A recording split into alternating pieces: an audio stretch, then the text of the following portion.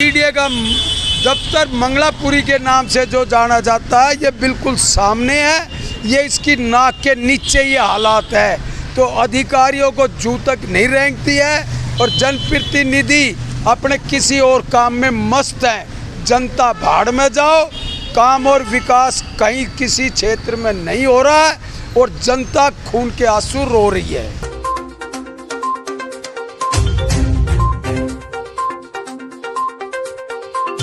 सड़कें विकास की पहचान होती हैं और जब सड़कों का निर्माण कार्य होता है या किसी नवीनीकरण कार्यों को अंजाम दिया जाता है तो राजनेता ऐसे उसका उद्घाटन करते हैं कि मानो इसके बाद कोई विकास काम होगा ही नहीं।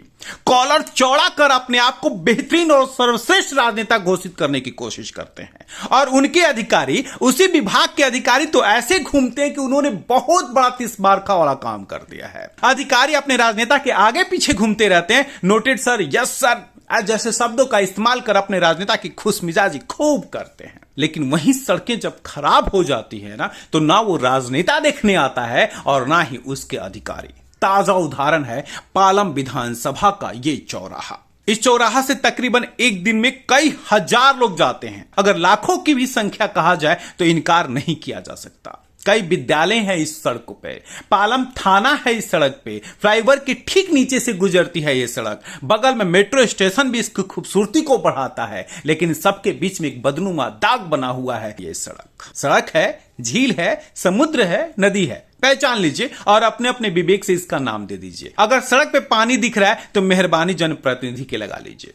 कौन से जनप्रतिनिधि हैं इस पर भी चर्चा कर लेंगे। ये प्रॉब्लम ये है जी, ये जो पालम थाने के सामने और जो पालम फ्लाईओवर के नाम से ये रोड जाना जाता है, इसके नीचे की ऐसी दशा है। लाखों लोगों का यहाँ से गुजरना है।